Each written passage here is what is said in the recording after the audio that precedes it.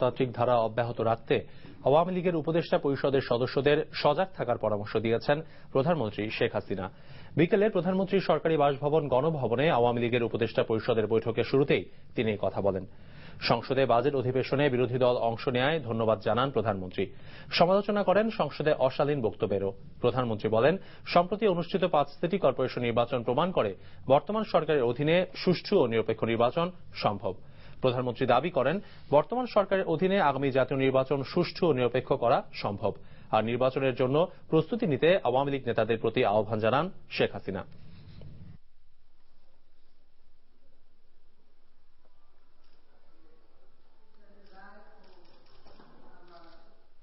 আগামীতে আমাদের নির্বাচন, সেই নির্বাচনের প্রস্তুতিও যেমন আমাদের নিতে হবে, গণতন্ত্রকে আমরা যেন অন্তত শক্তিশালী করতে পারি, গণতান্ত্রিক ধারাবাহিকতা যে বজায় থাকে সেটা আমাদের দেখতে হবে।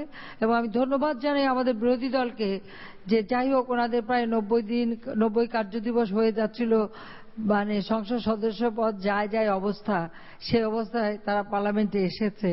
আমরা আশা করি যে পার্লামেন্টে তারা আসুক, কথা বলুক, যা বলতে চায় তাই বলতে পারুক, দেশের মানুষ এটা বিবেচনা করুক, দেশের মানুষ দেখুক।